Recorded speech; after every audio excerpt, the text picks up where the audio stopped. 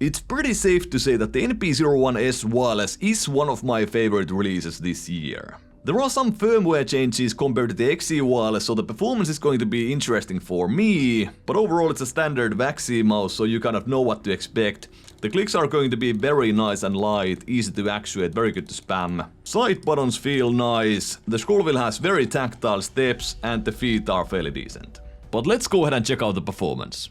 The NP-01S Wireless is still using the same components as the XE Wireless did, and it performs very well with its two modes, so the standard mode has about 0.5 milliseconds more latency than the CA13C, and the competitive mode is then again faster than the CA13C. And quickly moving over to click latency, the lowest debound setting on this VAXEE Wireless mouse is 2 milliseconds, and with that we get a latency of 3.44 milliseconds. Now the NP-01S Wireless actually has lift-off detection, which can be a very good thing in fighting slam clicking, and this might actually enable VAXEE to go for a 0 milliseconds debounds in the future, and with that we would have about 1.44 milliseconds of click latency.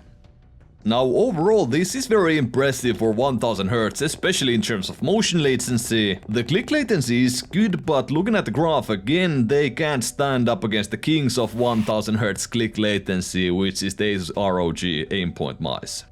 Other than that, the implementation is basically perfect from VAXEE, so there are no issues with polling stability and no outliers whatsoever in any X-count tests.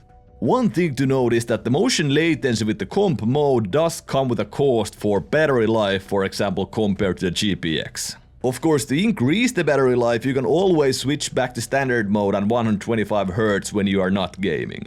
So with a little bit of work you can get a very good battery life out of the NP-01S Wireless as well. But time to talk about how I feel about the mouse in-game and what are my thoughts about the shape. In the last video I explained how I'm gonna run this little competition for myself with a few Kovac scenarios and the aimbot sort of trading scenario, and just record the scores on every mouse that I'm gonna test and compare those against each other. And with the NP-01S I pretty much broke all the records that I made with the Stormbreaker or with any previous mice. I also absolutely enjoyed my time using the NP-01S Wireless in CSGO, in Kovacs and in Quake Champions.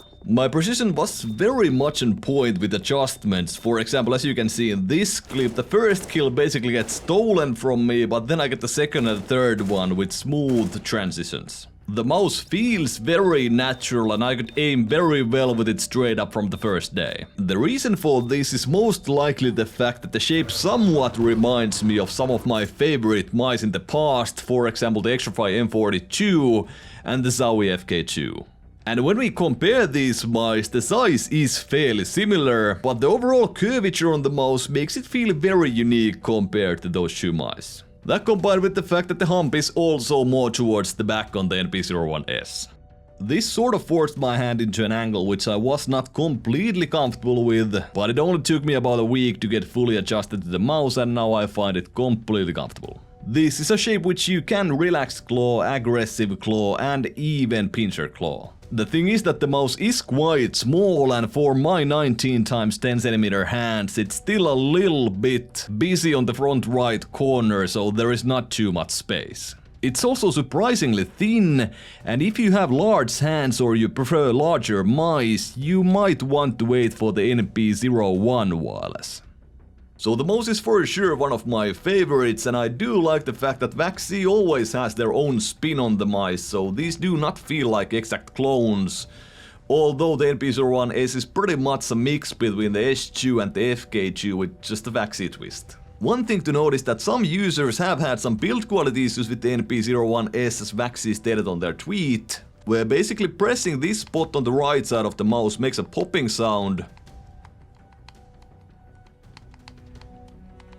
I'm not sure if you can hear it on camera, it's somewhat silent, but yeah, it still happens on my white unit, but VAXEE has mentioned that they will replace all the mice that have this issue. And somebody on Mouse Review actually found a fix themselves, which is very simple. I'm super happy with the mouse and it's always fun and cool to test these VAXEE mice as they are unique. But they are also quite expensive and not the lightest mice on the market, so the NP-01S weighs about 70 grams, but it really does not bother me while claw gripping.